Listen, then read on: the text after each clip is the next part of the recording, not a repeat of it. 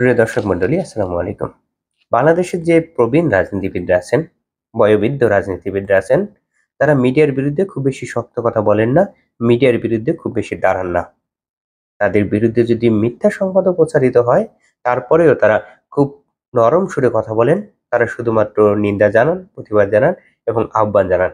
এর বাইরে গিয়ে খুব বেশি শক্ত কথা বলেন না বা খুব বেশি শক্ত পদক্ষেপও নেন না। কিন্তু সাম্প্রতিক সময়ে হাসনাত আব্দুল্লাহ এবং আরো বেশ কিছু এনসিপির নেতা মিডিয়ার বিরুদ্ধে বেশ শক্ত কথা বলতেছেন। এটি শুধুমাত্র এখন না, এর আগেও হাসনাত আব্দুল্লাহ মিডিয়ার বিরুদ্ধে বেশ শক্ত স্ট্যাটাস দিয়েছেন, কথা বলেছিলেন। সাম্প্রতিক মিডিয়ার বিরুদ্ধে হাসনাত আব্দুল্লাহ ৩টি স্ট্যাটাস দিয়েছেন। তার প্রথম স্ট্যাটাসটি ছিল জুলাই মাসের ৬ তারিখে। সেই স্ট্যাটাস থেকে কিছু অংশ পড়ছি। সেখানে হাসনাত আব্দুল্লাহ লিখেছেন, হাসিনার শাসন আমলে রাষ্ট্র যখন হয়ে উঠেছিল জনতার শত্রু, তখন বসুন্ধরা গ্রুপের কিছু মিডিয়া শুধু চুপ ছিল না, তারা সক্রিয়ভাবে হাসিনার তাবেদারি করেছে, ফেসিবাদের সার্ভিস দিয়েছে। একথা চরমভাবে সত্য। দীর্ঘ ১৫ বছর ধরে হাসিনা যখন ক্ষমতায় ছিল, তখন বাংলাদেশের গণমাধ্যমগুলো শেখ হাসিনার সহযোগী হয়েছে, ফেসিবাদের তাবেদারি করেছে এবং তাদের ফেসিবাদী হওয়ার ক্ষেত্রে কোনো কোনো ক্ষেত্রে সহায়তা করেছে। এটি শুধুমাত্র বসুন্ধরা গ্রুপের মিডিয়ার জন্য সত্য না, বাংলাদেশের অধিকাংশ গণমাধ্যমের জন্য এ কথাটি পুরোপুরিভাবে সত্য। হাসনাত আব্দুল্লাহ আরও লেখেন, তারা মিথ্যা প্রচার করেছে, প্রতিবাদী ছাত্রদের নামে কুৎসা রটিয়েছে, তারা ভিডিও এডিট করে বাস্তবতা পাল্টে দিয়েছে। এটিও চরমভাবে সত্য কথা। তিনি আরও যে কথাগুলো লিখেছেন তার অধিকাংশই সত্য। তিনি এরপরে আরও ২টি স্ট্যাটাস দিয়েছেন, সেখানেও তিনি কিছু কিছু ক্ষেত্রে মিডিয়াকে ইঙ্গিত করেছেন, কিছু কিছু ক্ষেত্রে শুধুমাত্র বসুন্ধরা গ্রুপের মিডিয়াকে ইঙ্গিত করেছেন। এখন প্রশ্ন হলো যে, এই বসুন্ধরা গ্রুপের এই কাজ বা মিডিয়ার এই কাজ ৫ই আগস্টের পরে থামে নাই, কিন্তু এই দীর্ঘদিন পরে হাসনাত আব্দুল্লাহ ক্যাপ্টেন কেন? হাসনাত আব্দুল্লাহ পুরোপুরিভাবে ক্ষিপ্ত হয়েছেন। এর কারণ একটি, বসুন্ধরা গ্রুপের কালের কণ্ঠ এবং অন্য একটি পত্রিকা কালবেলা, তারা তাসনিম যারা সম্পাদিত ছবি প্রচার করেছে। সম্পাদিত ছবি শুধুমাত্র যদি সামাজিক যোগাযোগ মাধ্যমে কেউ ছাড়ে, সেটি পুরোপুরিভাবে নিন্দনীয়, অনৈতিক এবং ফৌজদারি অপরাধ। কিন্তু কালের কণ্ঠ একটি পত্রিকা হওয়ার পরেও তারা এই সম্পাদিত ছবি সংবাদ আকারে প্রচার করেছে, বিভিন্ন সামাজিক যোগাযোগ মাধ্যমের পেজে শেয়ার দিয়েছে, প্রচার করেছে।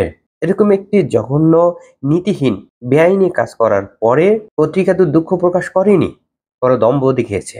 এরপরে যখন হাসনাত আব্দুল্লাহ এর ক্ষুব্ধ হয়েছেন, এর বিরুদ্ধে কথা বলেছেন, তখন সম্পাদকের উচিত ছিল খুব দ্রুত দুঃখ প্রকাশ করা। তারা যদি ভুলে এই কাজ করে থাকে, তবে তাদের উচিত ছিল তাৎক্ষণিক দুঃখ প্রকাশ করে নতি স্বীকার করা, কিন্তু তারা এটা করেননি। কালের কণ্ঠ যে সম্পাদক হাসান হাফিজ, তিনি আবার জাতীয় প্রেস ক্লাবেরও ভারপ্রাপ্ত সভাপতি। এরকম একটি নীতিহীন, নির্লজ্জ কাজ করার পরে কালের কণ্ঠের সম্পাদকের উচিত ছিল দুঃখ প্রকাশ করা, কিন্তু কালের কণ্ঠের সম্পাদক হাসনাত আব্দুল্লাহর বিরুদ্ধে দাঁড়িয়েছেন।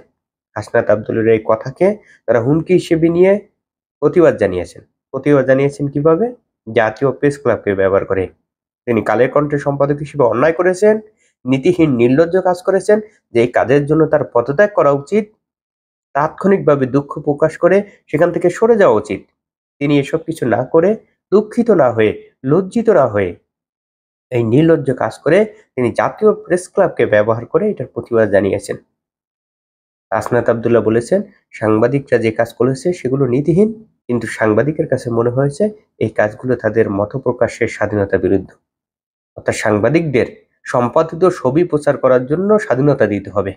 কালের কণ্ঠের সম্পাদক হাসান হাফিজ শুধুমাত্র নৈতিকতা বিরুদ্ধ নির্লজ্জ কাজই করেননি, তিনি চরম মিথ্যাচারও করেছেন। তিনি যে প্রতিবাদ জানিয়েছেন, সেখানে নিজেকে সভাপতি হিসেবে উল্লেখ করেছেন, কিন্তু তিনি সভাপতি না, তিনি ভারপ্রাপ্ত সভাপতি। সভাপতি ছিল আওয়ামী লীগের এক পান্ডা, যে শেখ হাসিনার সাথে পালিয়েছে। সে পালিয়ে যাওয়ার পরে সেখানে ভারপ্রাপ্ত সভাপতি হিসেবে তাকে মনোনয়ন দেওয়া হয়েছে, কিন্তু তিনি নিজেকে সভাপতি হিসেবে প্রচার করেছেন। শুধুমাত্র এখানেই না, যেখানে যেখানে তারা প্রেস রিলিজ দেন, সব জায়গায় নিজেকে সভাপতি লেখেন, কিন্তু তিনি সভাপতি না, তিনি ভারপ্রাপ্ত সভাপতি। তিনি একাধারে নির্লজ্জ কাজ করেছেন, তিনি নীতি নৈতিকতাহীন কাজ করেছেন, এবং যে কাজ করেছেন সেটি পুরোপুরিভাবে বেআইনি, এবং তিনি মিথ্যাচার করে যাচ্ছেন। বাংলাদেশের অধিকাংশ সাংবাদিকের ক্ষেত্রে এই কথাটি পুরোপুরিভাবে সত্য। বাংলাদেশের নীতিহীন সাংবাদিকদের আধিক্যের কারণ কি? এর আগে একটি কথা বেশ কিছু জায়গায় বলেছি, আমি যখন সাংবাদিকতা করেছি তখনও বলতাম, যে অতীতে বাংলাদেশে যখন জমিদারি প্রথা ছিল, তখন জমিদাররা এবং গেরস্তরা বাড়ি পাহারা দেওয়ার জন্য কুকুর পালতেন। আর এই মুহূর্তে এসে, এই আধুনিক সমাজে এসে, যে কর্পোরেট হাউসগুলো আছে, যে বিজনেস গ্রুপ আছে, তারা তাদের বিজনেস পাহারা দেওয়ার জন্য মিডিয়া পালে, পত্রিকা পালে, টেলিভিশন পালে। এই টেলিভিশন বা পত্রিকার মূল নীতি হচ্ছে তাদের ব্যবসাকে টিকিয়ে রাখা এবং প্রতিপক্ষ ব্যবসায়ী যারা আছে তাদেরকে ধ্বংস করার চেষ্টা করা। এই পত্রিকা যারা কাজ করেন তার অধিকাংশ সাংবাদিকের কোনো ধরনের নীতি নেই, নৈতিকতা নেই। যারা স্বাধীনভাবে কিছুটা কাজ করতে চান, তারা বিভিন্ন প্রতিবন্ধকতার কারণে কাজ করতে পারেন না এবং তাদেরকে গুরুত্বপূর্ণ পদে কখনো পদায়নও দেওয়া হয় না। তাই ধীরে ধীরে বাংলাদেশে নৈতিক এবং আসল যে সাংবাদিক আছে তারা পিছনে পড়ে যাচ্ছে, তারা কাজ করতে পারতেছে না। এই মুহূর্তে এসে সবচেয়ে গুরুত্বপূর্ণ প্রশ্ন, হাসনাত আব্দুল্লাহ যেভাবে মিডিয়ার বিরুদ্ধে লেগেছে এবং বাংলাদেশে মিডিয়া যেভাবে মাফিয়া, এদের বিরুদ্ধে কি হাসনাত আব্দুল্লাহ আসলে টিকতে পারবে কিনা, বা টিকলে কতদিনই বা টিকতে পারবে? এটা খুবই স্বাভাবিক যে বাংলাদেশের প্রবীণ রাজনীতিবিদরা মিডিয়ার বিরুদ্ধে কিছু কথা বলেন না, কোনো কিছুই বলেন না। এটি সম্ভবত তাদের ক্যারিয়ার হারানোর ভয়ে অথবা তাদের বিরুদ্ধে কোনো ধরনের দুর্বলতা কাজ করে। কিন্তু হাসনাত আব্দুল্লাহ এই দুইয়ের ঊর্ধ্বে এসেই মিডিয়ার বিরুদ্ধে কথা বলেন এবং এটি শুধুমাত্র এখন না, এর আগেও বলেছেন। এবং হাসনাত আব্দুল্লাহ খুবই দুঃসাহসী একজন নেতা। বাংলাদেশের মিডিয়াগুলো পুরোপুরিভাবে কর্পোরেট হাউস দ্বারা নিয়ন্ত্রিত এবং এই কর্পোরেট হাউস পুরোপুরিভাবে মাফিয়াদের নিয়ন্ত্রণ করে, যার ফলে এদের বিরুদ্ধে যে দাঁড়াবে তার ভিত্তি যদি শক্ত না হয়, তবে তার পড়ে যাওয়ার বা পতন হওয়ার খুবই সম্ভাবনা আছে। হাসনাত আব্দুল্লাহর ক্ষেত্রে কি ঘটবে সেটি এই মুহূর্তে বলা খুবই কঠিন, কিন্তু আপাত দৃষ্টি মনে হচ্ছে হাসনাত আব্দুল্লাহ মিডিয়ার বিরুদ্ধে যত কথা বলবে, মিডিয়ার এই অন্যায় গুজবের বিরুদ্ধে যত সোচ্চার হবে, হাসনাতের জনপ্রিয়তা তত বাড়বে। বাংলাদেশের অধিকাংশ তরুণ বাংলাদেশের মিডিয়ার এই মাফিয়াতন্ত্র এবং গুজবগিরি পছন্দ করে না। তাই আমার কাছে মনে হয় এই বাংলাদেশের মিডিয়া যতই শক্তিশালী হোক না কেন, যত মাফিয়া দ্বারা নিয়ন্ত্রিত হোক না কেন, হাসনাত আব্দুল্লাহদের বিরুদ্ধে লেগে কিছুই করতে পারবে না।